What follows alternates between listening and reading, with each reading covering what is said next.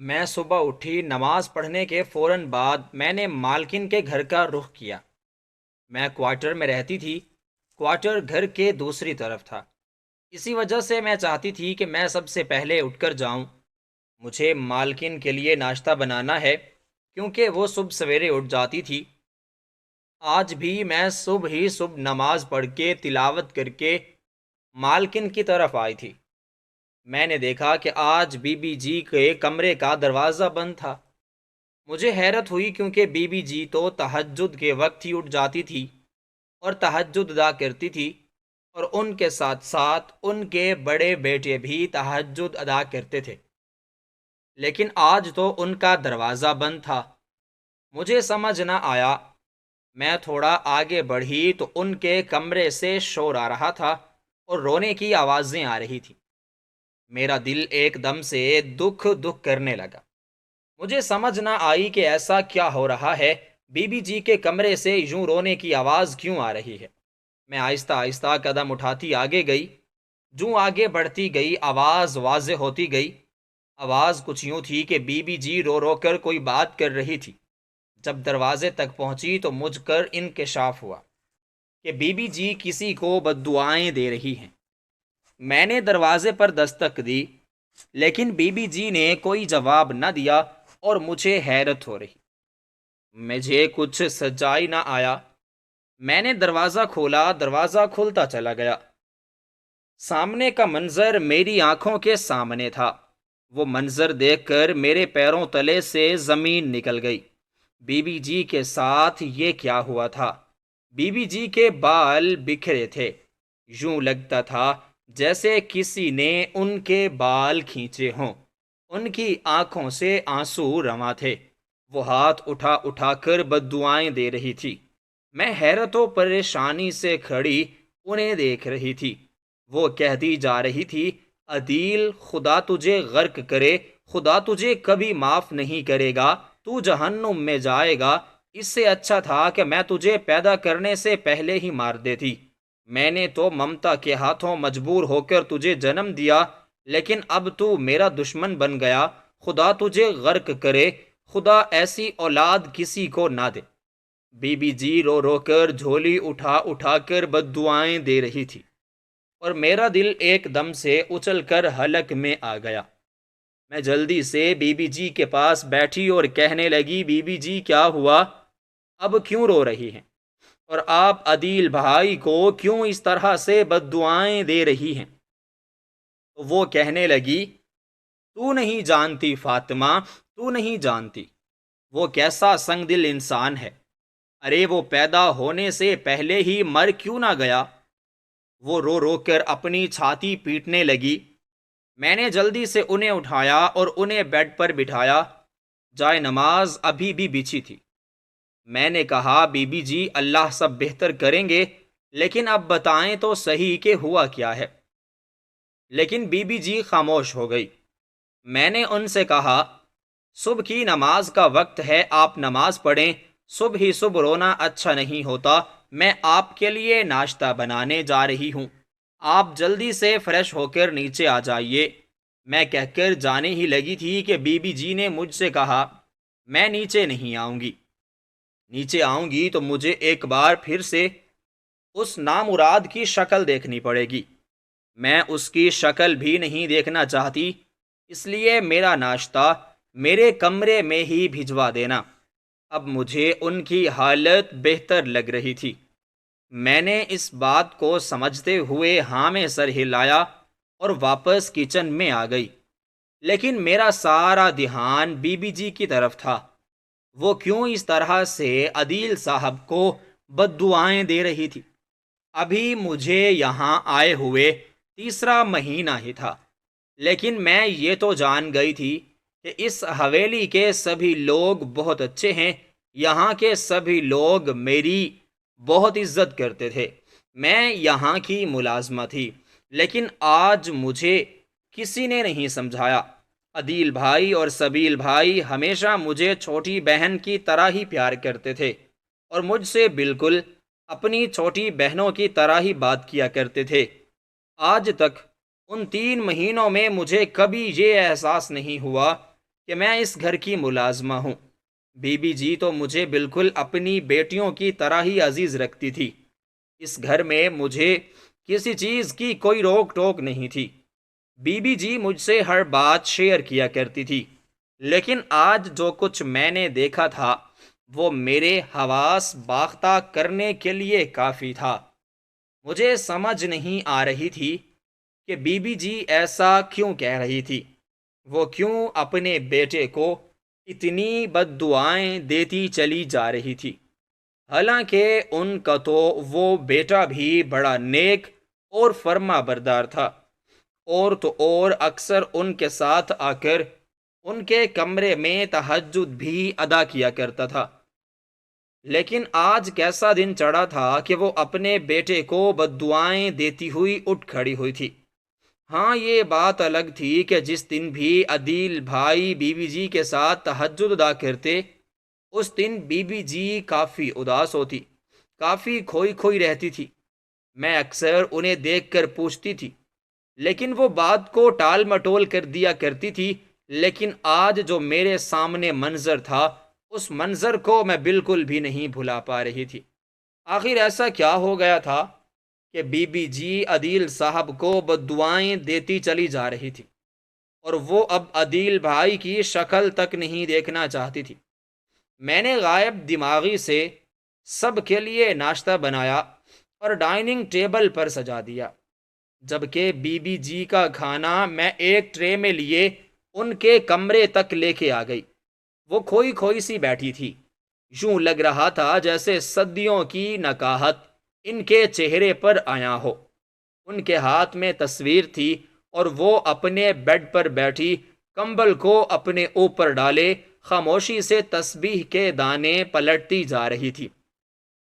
Be بی جی کی یہ حالت دیکھ کر میرا دل دھک دھک کرنے لگا تھا۔ میں نے کہا، بی بی جی، آپ کا کھانا۔ بی بی نے کہا، رکھ دو، اور پھر خاموش ہو گئی۔ میں بھی ان کے ساتھ ہی بیٹھ گئی۔ میرا معمول تھا کہ میں اکثر انہی کے ساتھ ہی ناشتہ کیا کرتی تھی۔ میں نے چائے کا کپ اٹھا کر ان کی طرف بڑھایا۔ انہوں نے کپ لینے کے لیے ہاتھ آگے بڑھایا تو ان کا ہاتھ کانپا اور کپ ان کے ہاتھ سے چھوٹنے لگا تھا کہ میں نے ایک بار پھر سے سنبھال لیا۔ بی بی جی جلدی سے اٹھ بیٹھی اور لمبے لمبے سانس لینے لگی۔ مجھے ان کی شکل دیکھ کر ان کی حرکتوں سے ان کی طبیعت ٹھیک نہیں لگ رہی تھی۔ میں نے جلدی سے ان کو سنبھالا۔ جب میں نے ان کے ماتھے پر ہاتھ لگایا تو مجھے پتہ چلا کہ وہ بخار سے تپ رہی تھی۔ اب تو ان کو سانس لینے میں دشواری پیدا ہو رہی تھی۔ میں نے انہیں جلدی سے بیڈ سے ٹیک لگوائی اور ناشتہ سائیڈ ٹیبل پر رکھتی ہوئی باہر کی طرف بھاگی۔ عدیل بھائی ناشتہ کر کے جا چکے تھے، لیکن سبیل بھائی ابھی بھی گھر پر موجود تھے۔ میں نے انہیں آواز دی اور کہا، بی بی جی کی حالت بہت خراب ہے، آپ جلدی سے آ جائیں۔ بھائی میرے پیچھے بھاگتے ہوئے کمرے تک پہنچے۔ بی بی جی کی حالت بہت خراب تھی۔ انہوں نے جلدی سے ڈاکٹر کو بلایا۔ ڈاکٹر نے ان کا چیک اپ کیا، دوائی لے کر دے دی، کچھ انجیکشن بھی لگوائے۔ ان کا کہنا تھا کہ ان کا بلڈ پریشر بھی بڑھ چکا ہے، بخار بھی بہت تیز ہے، اور ان کی شوگر بھی بڑھ چکی ہے۔ ان کا خیال رکھنے کے لیے کوئی ہمہ وقت ان کے پاس رہے۔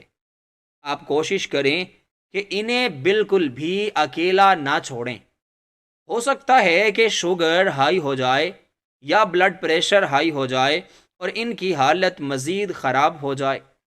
سبیل بھائی نے ڈاکٹر صاحب کو واپس ان کے گھر چھوڑا اور دوائی لا کر مجھے دے دی، اور مجھ سے کہا کہ تم امی کے ساتھ ہی رہو، جب تک امی ٹھیک نہیں ہو جاتی تب تک تم امی کے ساتھ ہی سونا اور یہیں پر رہنا۔ میں نے ہاں میں سر ہلا دیا اور بی بی جی کی خاطر مدارت کرنے لگی۔ ان کی طبیعت بہت خراب تھی، وہ بہت خاموش تھی۔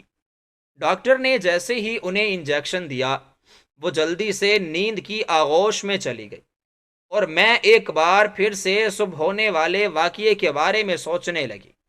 میرا دماغ سن ہو چکا تھا اور سوچ رہی تھی، میرے دماغ کی نسیں پھٹنے کو آ گئی تھی۔ آخر ایسا کیا ہو گیا تھا؟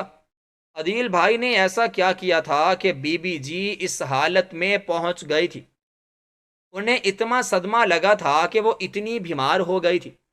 جب شام کے وقت عدیل صاحب واپس آئے اور انہیں پتہ چلا کہ بی بی جی کی طبیعت خراب ہے تو وہ ان کا حال پوچھنے آئے تھے، لیکن اس وقت بی بی جی سو رہی تھی، اس لیے وہ بنا کچھ کہے ہی واپس چلے گئے۔ انہیں پتہ نہیں تھا کہ میں ان کے کمرے میں ان کے ساتھ موجود ہوں۔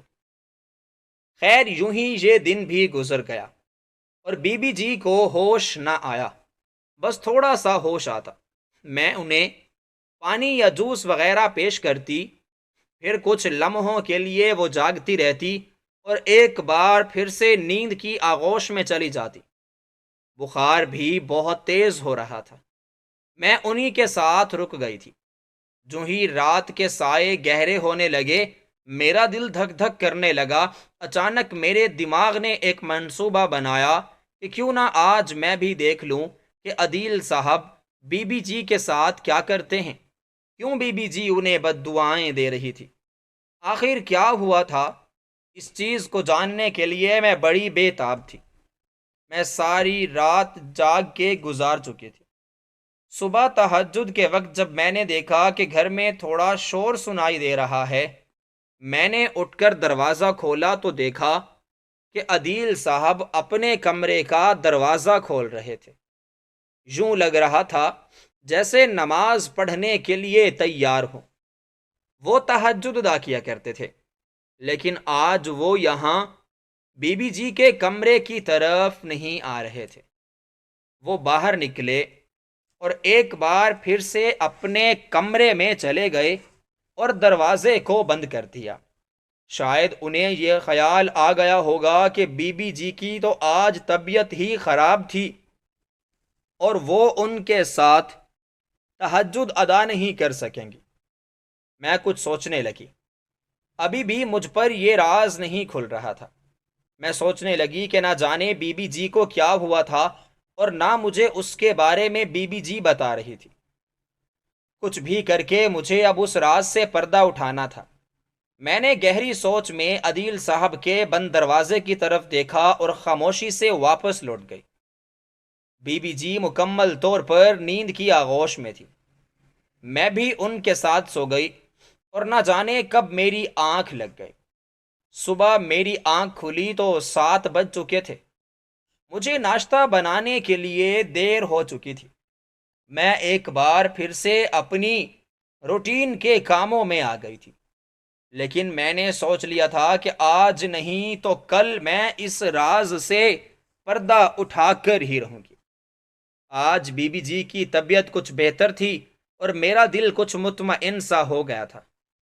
میرا نام رابعہ ہے، پیار سے مجھے سب رابی کہتے ہیں۔ میں ایک بے سہارا لڑکی تھی۔ میں مڈل کلاس گھرانے سے تعلق رکھتی تھی۔ پہلے تو میری زندگی بہت اچھی گزر رہی تھی، لیکن پھر میری زندگی میں ایک ایسا موڑ آیا جس نے میری زندگی کو الٹ کر کے رکھ دیا تھا۔ میری زندگی ایک ایسے حادثے کا شکار ہوئی کہ اس کے بعد میں بالکل اکیلی پڑ گئی تھی۔ پڑوس کی آنٹی سے میں نے کہا مجھے کوئی اچھا سا گھر بتا دیں، وہاں میرے کام کرنے کا بندوبست کروا دیں، میں اپنا سارا کام کر لیتی ہوں۔ امی کے ہوتے ہوئے بھی سارا کام میں کرتی تھی۔ امی مجھے سارا کام سکھا گئی ہیں۔ اس نے میری بات پر سر جھکا لیا اور کچھ روز بعد مجھے عدیل بھائی کے گھر لے گئی۔ عدیل بھائی کے گھر میں عدیل بھائی، سبیل بھائی اور ان کی امی یعنی بی بی جان رہتی تھی۔ آنٹی نے میرے مطابق ہی گھر ڈھونڈا تھا۔ یہ لوگ بہت اچھے تھے۔ بی بی جی تھوڑی بوڑھی ہو گئی تھی اور ان کے جوڑوں میں درد رہنے لگا تھا، اسی وجہ سے وہ کھڑے ہو کر کچن میں کام نہیں کر سکتی تھی اور نہ ہی گھر کی صفائی کر سکتی تھی۔ پہلے پہل تو وہ خود گھر کا کام کرتی تھی، لیکن اب جب سے ان کے جوڑوں میں درد شروع ہوا تھا، انہوں نے کوئی نوکرانی رکھنے کا فیصلہ کیا تھا، اور آنٹی نے ان سے بات کر کے مجھے ان کے گھر رکھوا دیا تھا۔ اب یوں میرے رہنے کا بندوبست بھی ہو گیا تھا۔ ہر مہینے مجھے میرے سکول کی فیس بھی آسانی سے مل جاتی تھی، اور اس گھر میں بڑی آسانی سے رہ بھی رہی تھی۔ ان سب لوگوں نے مجھے بالکل بھی پرایا نہ سمجھا تھا۔ صبح ہی صبح میرا یہ معمول ہوتا تھا کہ میں اپنے کوارٹر سے اٹھ کر آتی تھی۔ پہلے پہل بی بی جی کے لیے کھانا بناتی، ناشتہ ان کو ان کے کمرے میں دیتی، یا کبھی کبھار وہ بھی آ جاتی تھی، اور پھر سب کے لیے ناشتہ بنا دیا۔ پھر گھر کی صفائی وغیرہ کر کے، کھانا بنا کے، میں سکول کی تیاری کر کے سکول چلی جاتی۔ لیکن ان دنوں میرے سکول کی چھٹیاں تھیں، تو اس لیے میں بس گھر میں ہی رہتی تھی۔ رات کو جا کر اپنے کوارٹر میں سو جاتی، اور صبح ہی صبح اٹھ کر حویلی آ جاتی، اور سب سے پہلے میں بی بی جی کو ناشتہ بنا کر دیتی۔ لیکن آج جو میں نے دیکھا تھا، اس کے بعد سے میرا دماغ بالکل سئی سئی کر رہا تھا۔ اس بات کو آج دوسرا دن تھا۔ آج بی بی جی کی طبیعت کچھ بہتر تھی، لیکن پھر بھی میرے دماغ میں یہی وسوسے چل رہے تھے کہ نہ جانے عدیل بھائی سے ایسے کیا بات ہو گئی تھی۔ ایسا کون سا گناہ ہو گیا تھا کہ بی بی جی انہیں یوں جھولیاں اٹھا اٹھا کر بد دعائیں دے رہی تھی؟ آخر ہو کیا رہا تھا؟ مجھے کچھ سمجھ میں نہیں آ رہا تھا۔ کل رات بھی جب میں یہ دیکھنا چاہ رہی تھی کہ انہوں نے ایسا کون سا کام کیا تھا، تو وہ بی بی جی کے کمرے کی طرف آئے ہی نہیں تھے۔ وہ اپنے کمرے میں ہی تہجد پڑھنے لگے تھے۔ میں نے ارادہ کر لیا تھا کہ اب میں لازمی طور پر اس راز سے پردہ اٹھا کر ہی رہوں گی، ورنہ بی بی جی خود تو مجھے بتائے گی نہیں، اور عدیل بھائی سے میں خود پوچھنے سے رہی۔ بی بی جی کا ناشتہ ایک ٹرے میں رکھے کمرے تک چلی گئی۔ بی بی جی کی طبیعت کچھ بہتر تھی، وہ واش روم اٹھ کر چلی گئی تھی۔ میں نے جلدی سے ٹرے ایک سائڈ پر رکھی اور اندر کی بکھری ہوئی تمام چیزیں سیٹ کرنے لگی۔ سب سے پہلے میں نے بیٹھ کے صفائی کرنا شروع کر دی۔ جب تک بی بی جی واش روم سے فریش ہو کر آ گئی، تب تک میں نے سارا کمرہ صاف کر لیا۔ بی بی جی کی آنکھوں کے نیچے ہلکے تھے، اور وہ پہلے سے کافی کمزور لگ رہی تھی، لیکن یہ تھا کہ اب وہ پہلے والی حالت میں نہیں رہی تھی، کچھ بہتر ہو گئی تھی۔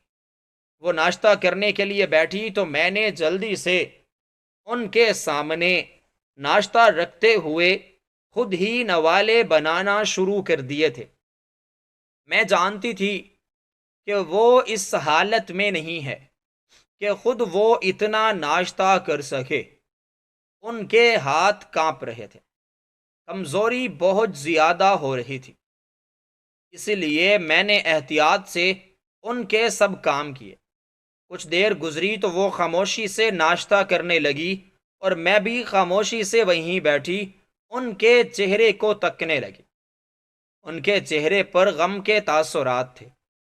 ان کی آنکھوں سے کوئی سوچ واضح ہوتی تھی۔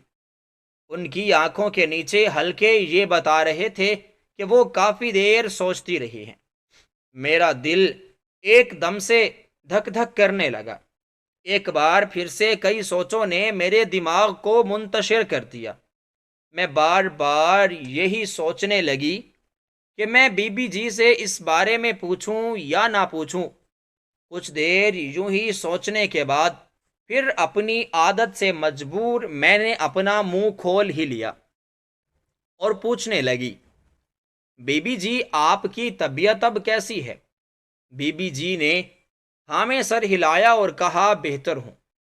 ان کا مختصراً جواب پا کر میں لمحے کے لیے خاموش ہو گئی تھی، لیکن ایک بار پھر سے میں نے ہمت کی اور کہا، بی بی جی آپ سے ایک بات پوچھوں، آپ مجھے سچ سچ بتائیں گی؟ بی بی جی نے کہا، جی پوچھو۔ پھر وہی مختصر سا جواب تھا۔ پھر کچھ دیر ان کے مختصر سے جواب نے مجھے خاموش کر دیا۔ بی بی جی بات نہیں کرنا چاہ رہی تھی، یا ان سے بات ہو نہیں رہی تھی، میں سمجھ نہیں پا رہی تھی۔ خیر، مجھے جس بات نے بہت تنگ کر رکھا تھا، میں نے ایک بار پھر سے وہی چیز اپنے زبان پر لائی۔ میں نے کہا، بی بی جی آخر ایسا کیا ہو گیا ہے کہ آپ اتنی بیمار پڑ گئی ہیں؟ عدیل صاحب نے آپ سے ایسا کیا کہہ دیا ہے کہ آپ انہیں اتنی بد دعائیں دے رہی تھی؟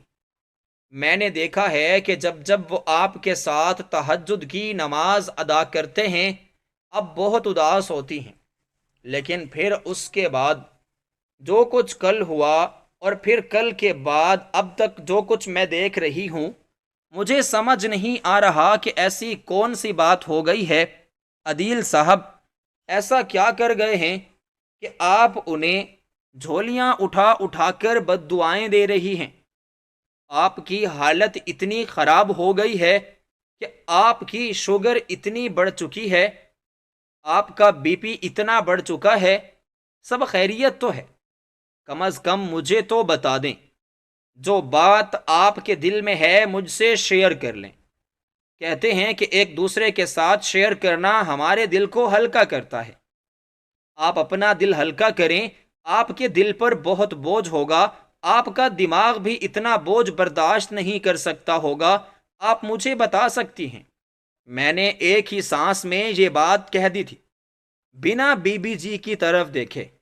میں بس نیچے دیکھے جا رہی تھی، جہاں ان کا ہاتھ نوالوں کی طرف جاتا تھا اور پھر منہ کی طرف جاتا تھا، لیکن میں ان کے ٹرے کی طرف آتے ہوئے بس وہی ہاتھ دیکھتی جا رہی تھی۔ وہ کچھ سوچتے ہوئے بولی، بیٹا، سب سے بڑا غم اولاد کا ہوتا ہے۔ تم جانتی ہو، ایک ماں جب اپنے بچے کو پیدا کرتی ہے تو وہ 9 ماہ اپنے اندر رکھتی ہے۔ ان 9 مہینوں میں وہ کتنی تکلیفیں دیکھتی ہے، وہ کتنا درد محسوس کرتی ہے، اسے اپنے جسم میں پالتی ہے، پھر 9 ماہ بعد اتنے درد اور اتنی تکلیفوں کے بعد جب بچہ اس دنیا میں آتا ہے تو ماں کو اس سے قدرتی طور پر بہت پیار ہوتا ہے، وہ ماں کے دل کا ٹکڑا ہوتا ہے۔ اس کے لیے ماں نے پہلے دن سے لے کر اس کے پیدا کرنے تک کتنی تکلیفیں سہی ہوتی ہیں، وہ صرف ماں ہی جانتی ہے۔ اور پھر بچہ پیدا ہونے کے 40 روز بعد تک بھی کہتے ہیں کہ قبر اپنا منہ کھولے رکھتی ہے اس عورت کے لیے جس نے بچہ پیدا کیا ہوتا ہے، اور پھر وہ اتنی تکلیفوں کے بعد اپنے جسم سے ایک اور جسم کو جنم دیتی ہے، اور پھر وہ بچہ اپنی ماں کا بھی جیون بن جاتا ہے۔ ماں کو سب سے زیادہ پیار اسی بچے سے ہوتا ہے، کیونکہ اس نے اپنے جسم سے خون دے کر اسے پیدا کیا ہوتا ہے۔ پھر یہ کیسے ہو سکتا ہے کہ ماں اپنے بچے سے اتنی نفرت کرنے لگ جائے کہ اسے جھولیاں اٹھا اٹھا کر بد دعائیں دے؟ تمہیں کیا لگتا ہے کہ میں دل سے بد دعائیں دیتی ہوں؟ ارے وہ تو میرا پہلا بیٹا ہے، وہ تو میرے جگر کا ٹکڑا ہے، میری آنکھ کا تارا ہے، میں اسے ایسے کیسے بد دعائیں دے سکتی ہوں؟ لیکن جب برداشت کی حد ختم ہوتی ہے نا بیٹا، تو پھر مائیں بھی بے صبری ہو جاتی ہیں، پھر ان کی زبان بھی پھسلی جاتی ہے۔ میری زبان بھی پھسل گئی۔ اب مجھ سے یہ مت پوچھنا کہ ہوا کیا تھا، میں تمہیں خود بتا دیتی ہوں، بس زیادہ نہیں بتاؤں گی، مجھے تکلیف ہوتی ہے جب وہی اولاد بڑی ہو جاتی ہے اور ماں باپ کی نافرمان ہوتی ہے، جب وہ بنا کسی قصور کے ماں باپ کو قصوروار ٹھہراتی ہے نا، تو پھر ماں باپ کو جو تکلیف ہوتی ہے نا، وہ کوئی برداشت نہیں کر سکتا، وہ کوئی سمجھ ہی نہیں سکتا۔ میں تو ماں ہوں بیٹا، میں برداشت کر لیتی ہوں۔ اگر میری جگہ اس کا باپ ہوتا تو نہ جانے آج تک کیا طوفان اٹھ کھڑے ہوئے ہوتے۔ ان کی آنکھوں سے ایک بار پھر سے آنسو بھی بہنے لگے تھے۔ انہوں نے جو 3 4 نوالے کھائے تھے، بس وہی کافی ہوئے تھے۔ اس کے بعد انہوں نے کھانے سے بھی اپنے ہاتھ کھینچ لیے۔ انہوں نے دودھ بھی نہ پیا تھا۔ ان کی باتوں کو سن کر میری بھی آنکھوں میں آنسو آ گئے تھے، لیکن پھر بھی میرا تجسس بڑھتا جا رہا تھا۔ نہ جانے بی بی جی مجھے کیا سمجھانا چاہ رہی تھی، وہ کیا کہنا چاہ رہی تھی، مجھے کچھ سمجھ نہیں آ رہا تھا۔ عدیل صاحب نے ایسی کون سی نافرمانی کی تھی کہ بی بی جی اتنی ان سے بد دل ہو گئی تھی؟ میرا دماغ بالکل سن ہوتا جا رہا تھا۔ میں نے کہا، بی بی جی کھانا تو کھا لیجئے، کھانا ٹھنڈا ہو رہا ہے۔ بی بی جی نے کہا، میرا دل بھر چکا ہے، شاید آنسو ہیں جو میرے اندر تک بھرے جا چکے ہیں، مزید کچھ کھانے کے لیے میرا دل ہی نہیں کرتا۔ میری اتنی حالت خراب تھی کہ وہ مجھے پوچھنے تک نہیں آیا۔ میں نے کہا، بی بی جی وہ آئے تھے، آپ کی طبیعت خراب تھی، آپ سو رہی تھی۔ لیکن بی بی جی نے سر جھٹک دیا اور کہنے لگی، تم مجھے دلاسے مت دو، میں جانتی ہوں کہ میرا وہ بیٹا مجھ سے بہت زیادہ بدظن ہو چکا ہے، اسے میرے علاوہ سب کچھ ہی دکھائی دیتا ہے۔ انہوں نے چادر اپنے منہ میں چھپا لی اور پھوٹ پھوٹ کر وہ رونے لگی۔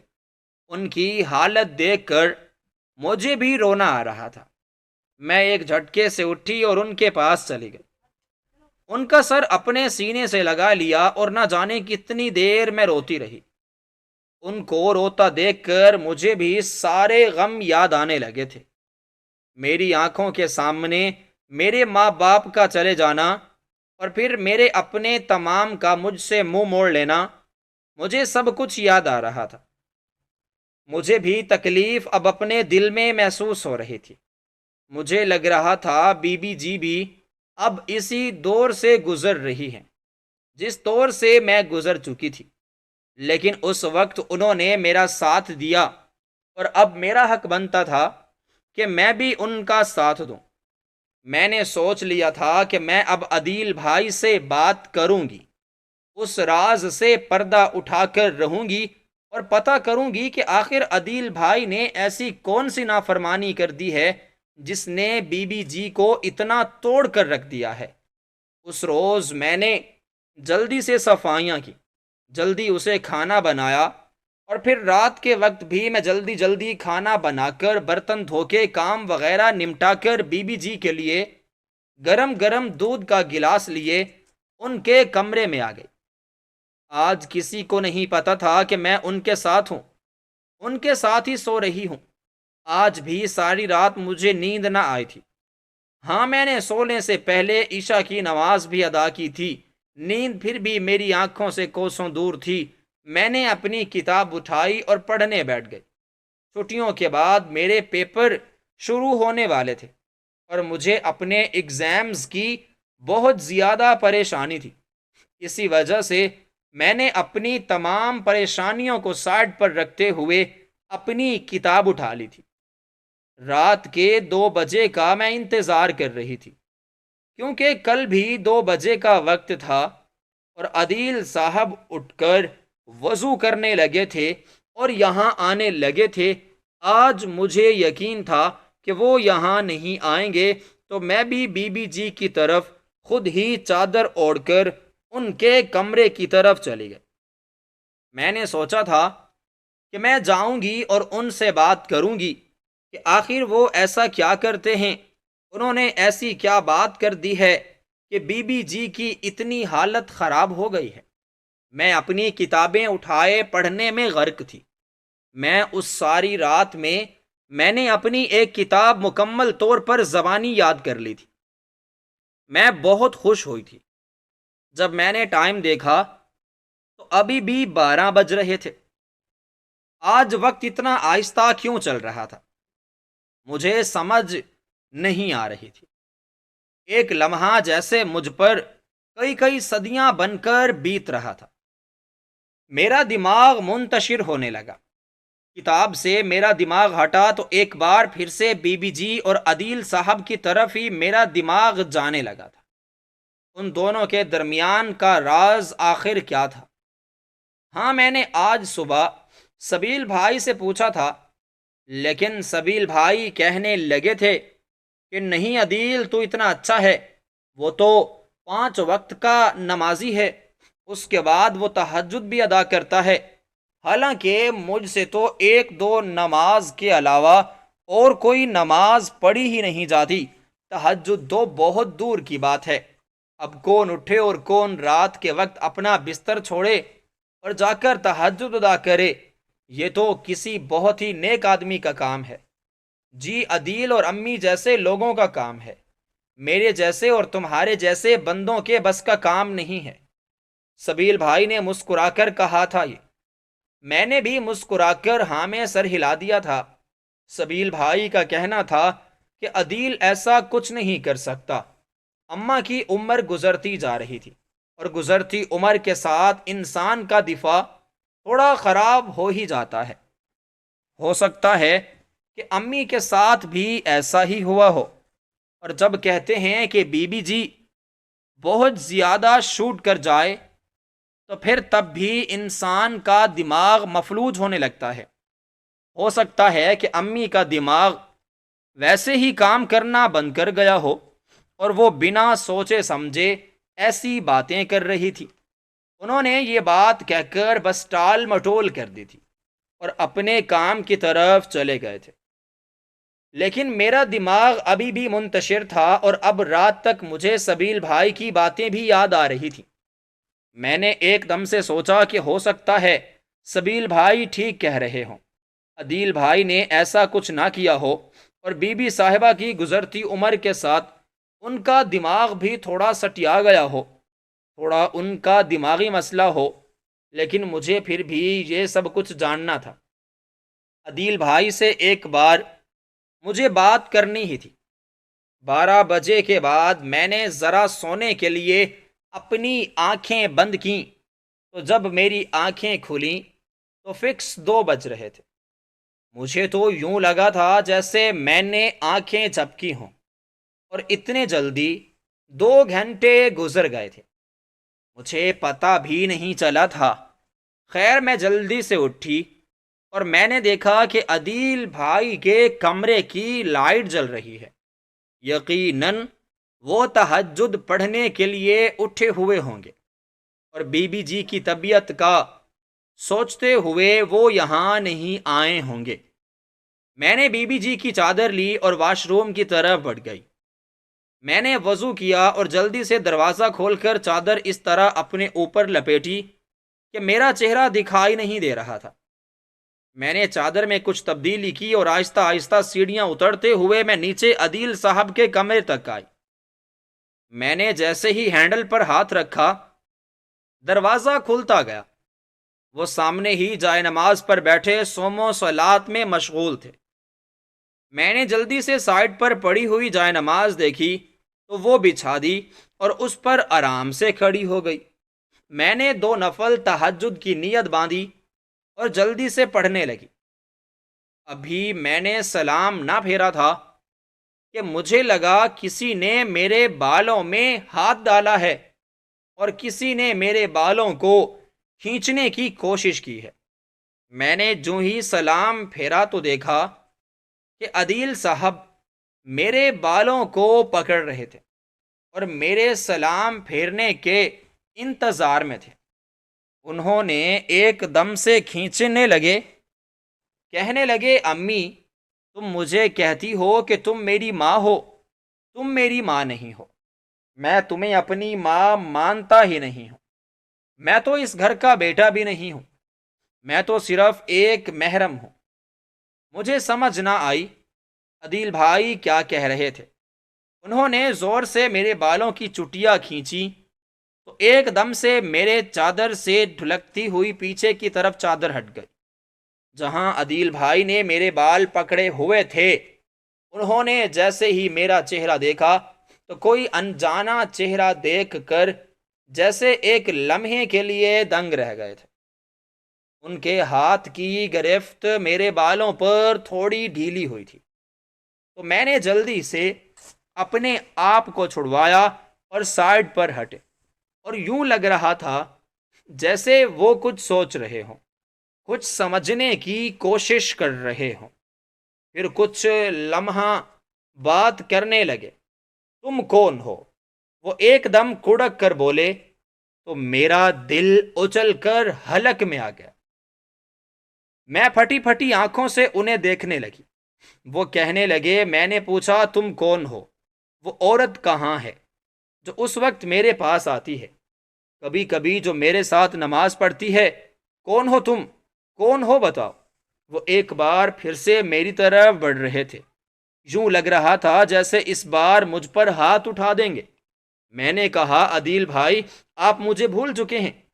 عدیل بھائی کو جیسے کسی چیز کی سمجھ نہیں آ رہی تھی۔ وہ کہنے لگے، میں تمہیں نہیں جانتا، کون ہو تم؟ میرے گھر میں اس وقت تم کیا کر رہی ہو؟ میں حیرت و پریشانی کی تصویر بنے اسے دیکھ رہی تھی۔ میری آنکھیں حیرت سے پھٹی جا رہی تھی اور میرا دل دھک دھک کر رہا تھا۔ مجھے آہستہ آہستہ سمجھ آ رہی تھی کہ بی بی جی آخر ایسا کیوں کہتی ہیں، وہ اتنی پریشان کیوں ہو گئی ہیں۔ پھر وہ ایک بار سے میری طرف بڑھا اور میرے بالوں میں ہاتھ ڈال کر مجھے ایک دم سے نیچے گرایا۔ میرا پورا دماغ سن ہو گیا تھا، میرا سر زمین پر لگا ہوا ہے۔ میں نے دیکھا تو وہ ایک بار پھر سے غصے سے میری طرف بڑھ رہے تھے اور کہنے لگے، لڑکی کون ہو تم جو اس وقت میرے گھر میں، میرے پاس، میرے کمرے میں آ گئی ہو؟ بتاؤ، تم چور ہو نا؟ مجھے پہلے ہی شک ہو رہا تھا، میرے کمرے میں چوری کرنے کے لیے آج اس نے تجھے بھیج دیا۔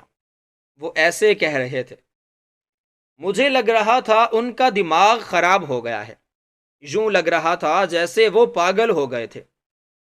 وہ تو مجھے پہچاننے سے انکار کر رہے تھے۔ پہلے تو مجھے لگا جیسے وہ مذاق کر رہے ہیں، لیکن پھر ان کا یہ رویہ دیکھ کر تو میرے پیروں کے نیچے سے زمین نکل گئی تھی۔ وہ میری طرف بڑھے تو میں نے جلدی سے اٹھی اور میں نے ان کا ہاتھ پکڑ لیا اور زور لگا کر میں نے ان سے کہا، عدیل بھائی، مجھے پہچاننے کی کوشش کریں، میں رابی ہوں، آپ کی بہن، اس گھر میں کام کرنے والی۔ آپ یاد کریں، آپ مجھے کہتے ہیں کہ میری کوئی بہن نہیں، اگر ہوتی تو تمہارے جیسے ہوتی۔ اب مجھے اپنی بہنوں کی طرح سمجھتے ہیں۔ آپ مجھے پہچاننے کی کوشش کریں۔ میں نے خود پر قابو پاتے ہوئے کہا تو وہ کہنے لگے، میں کسی بہن کو نہیں جانتا، میری کوئی بہن نہیں ہے، اس دنیا میں میرا کوئی نہیں ہے، اس گھر میں سب لوگ میرے دشمن ہیں۔ میں سائیکالوجسٹ کی اسٹوڈنٹ تھی۔ مجھے آہستہ آہستہ ان کی یہ حالت سمجھ آنے لگی۔ مجھے لگنے لگا وہ دوہری شخصیت کے مالک ہیں۔ کچھ دیر تو وہ یوں ہی پیچھے بیٹھے رہے، میں ان کے ساتھ باتیں کرتی رہی اور انہیں یقین دلانے کی کوشش کرتی رہی، لیکن ان کا غصہ عروج پر پہنچا ہوا تھا۔ تقریباً ایک آدھے گھنٹے کے بعد وہ بے ہوش ہو گئی۔ پہلے تو وہ کافی دیر یوں ہی ادھر ادھر ٹہلتے رہے۔ میں ان سے بات کرتی رہی، ان کو سمجھانے کی کوشش بھی کرتی رہی۔ ان کا غصہ تو کچھ کم ہو گیا تھا، لیکن وہ سوچتے ہوئے ادھر ادھر ٹہلتے رہے تھے۔ پھر آرام سے میں نے انہیں بیڈ پر بٹھایا تو وہ بے ہوش ہو گئے۔ میں جلدی سے بھاگی اور سبیل بھائی کے دروازے پر جا کر دستک دینے لگی۔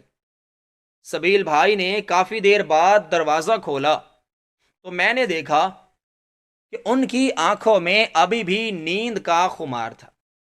میں نے انہیں کہا، عدیل بھائی کی طبیعت بہت خراب ہے، آپ کو پتہ ہے انہیں کون سی بیماری ہے؟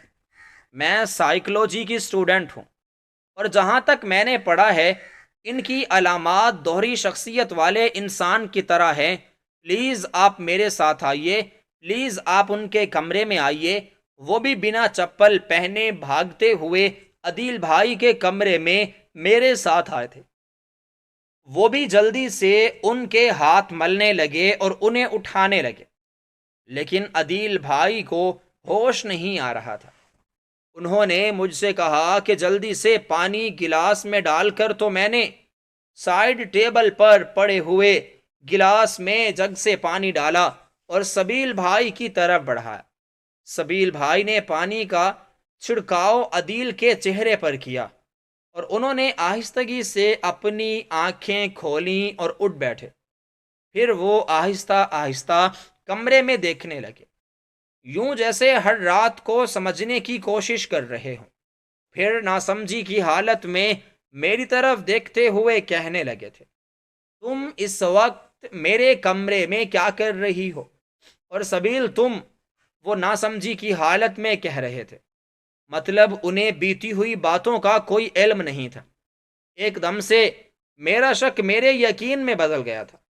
وہ یقیناً سائیکو ہو چکے تھے، یا تو وہ دوہری شخصیت کے مالک تھے، یا پھر وہ آہستہ آہستہ دماغی طور پر مفلوج ہو رہے تھے۔ مجھے سمجھ آ گئی تھی۔ سبیل بھائی کو وہ ان کے پاس چھوڑتے ہوئے میں بی بی جی کے کمرے میں آئی۔ بی بی جی اس وقت اٹھ چکی تھی اور شاید وہ وضو کرنے گئی ہوئی تھی۔ جب واپس آئی تو مجھے اپنی جگہ پر دیکھتے ہوئے کہنے لگی، تم کہاں گئی تھی؟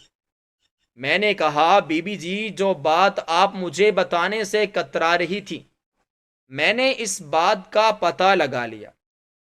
آپ کو پتہ ہے آپ کا بیٹا ذہنی طور پر مفلوج ہو رہا ہے، آہستہ آہستہ دوہری شخصیت کا بن رہا ہے۔ اگر اس کے ساتھ یہی چلتا رہا تو وہ کبھی اپنے روپ میں ہوں گے اور کبھی دوسرے روپ میں ہوں گے۔ آپ کو پتہ ہے عموماً صبح کے وقت جب وہ سو کر اٹھتے ہیں تو انہیں کوئی چیز یاد نہیں ہوتی، وہ اپنے دوسرے روپ میں ہوتے ہیں۔ وہ جب آپ کے ساتھ تہجد ادا کرتے ہیں تو آپ کو لگتا ہے وہ آپ کی نافرمان ہو چکے ہیں۔ وہ آپ کے بالوں سے ہاتھ ڈال کر کہتے ہیں کہ آپ ان کے کمرے میں چوری کرنے آئی ہیں، یا پھر وہ آپ کو کہتے ہیں آپ ان کی دشمن ہیں۔ آپ کو لگتا ہے کہ وہ آپ کا نافرمان ہو چکا ہے، لیکن ایسا نہیں ہے، وہ دوہری شخصیت کے مالک ہو گئے ہیں۔ ہمیں جلد سے جلد انہیں کسی سائیکیٹرسٹ کے پاس لے جانا ہوگا۔ میری بات سن کر بی بی جی نے اپنے دل پر ہاتھ رکھا اور کہنے لگی، کیا تم سچ کہہ رہی ہو رابی؟ میں نے کہا، بی بی جی، میں جھوٹ کیوں بولوں گی؟ میں سائیکلوجی کی اسٹوڈنٹ ہوں اور مجھے ان سب بارے میں سب کچھ اچھی طرح معلوم ہے۔ ہمیں جلد سے جلد ایک ماہر سائیکیٹرسٹ کے پاس اسے لے کر جانا ہوگا۔ میری بات سن کر بی بی جی نے جلدی سے عدیل بھائی کے کمرے کی طرف دوڑ لگا دی اور انہوں نے سینے سے لگا کر رو پڑی۔ ان کی طبیعت اب بھی خراب تھی، لیکن اب وہ کچھ بہتر ہو چکی تھی۔ دوائیوں نے اتنا اثر کر دیا تھا کہ ان کے شوگر بھی نارمل ہو چکی تھی اور ان کا بلڈ پریشر بھی نارمل ہو چکا تھا۔ میری آنکھوں سے آنسو بہنے لگے۔ خدا کا شکر تھا کہ میں نے اس راز سے پردہ اٹھا لیا تھا۔ اگر مجھے یہ راز پتہ نہ چلتا تو شاید عدیل بھائی رفتہ رفتہ پاگل ہو جاتے اور ہمیں پتہ بھی نہ چلتا۔ اسی روز بی بی جی اور سبیل بھائی اسے لیے ایک ماہر نفسیات ڈاکٹر کے پاس لے گئے۔ ڈاکٹر کا کہنا تھا کہ اس کے لیے ضروری نہیں ہوتا کہ ذہنی دباؤ ملے، کبھی کبھی ایسے ہی انسان کو یہ بیماری لاحق ہو جاتی ہے۔ اور پھر عدیل صاحب تو بہت بڑے بزنس مین ہیں، ان کے دماغ میں تو کئی ٹینشن ہوں گی، اسی وجہ سے ٹینشن بہت زیادہ لینے کی وجہ سے وہ اس حال تک پہنچے ہیں۔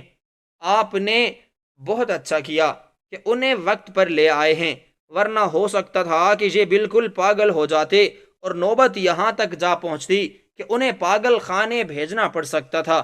بی بی جی نے یہ جب سب کچھ سنا تو وہ عدیل صاحب کو لیے آ گئی اور میری طرف آئی اور مجھے سینے سے لگا کر کہنے لگی، تم نے حقیقی معنوں میں ایک بیٹی اور ایک بہن کا کردار ادا کیا ہے۔ اگر تم نہ ہوتی تو شاید میں اسے یوں ہی بد دعائیں دیتی جاتی اور وہ اسی طرح پاگل ہوتا جاتا اور پھر میرے خاندان کو نظر لگ جاتی۔ تمہارا بہت شکریہ، تم نے ہمیں اتنی بڑی مصیبت سے بچا لیا۔ ہمیں وقت پر اطلاع کر دی کہ میں اپنے بیٹے کو ڈاکٹر کے پاس لے گئی۔ ڈاکٹر کا کہنا تھا کہ اگر علاج نہ ہوتا تو 1 مہینے تک یہ پاگل خانے تک بھی پہنچ سکتا تھا۔ مجھے اب اور کیا چاہیے تھا؟ عدیل بھائی کی صحت ٹھیک ہونے لگی تھی، میں ان کے کام آ گئی تھی، اور پھر میں نے بی بی جی سے کہا کہ بی بی جی ایسے ہی کسی کو ظاہر سے جج نہیں کرتے، ہو سکتا ہے وہ اگر کوئی غلط حرکت کر رہا ہے تو اس کے پیچھے بھی کوئی وجہ ہوگی، یقیناً انہیں کوئی پریشانی ہوگی، آپ کو یہ سوچنا چاہیے تھا۔ بی بی جی نے بھی مجھے یقین دلایا کہ وہ اب ہمیشہ کے لیے سوچنے کی کوشش کریں گی، کیونکہ بنا سوچے سمجھے فیصلہ کرنا کبھی کبھی انسان کو دبا دیتا ہے۔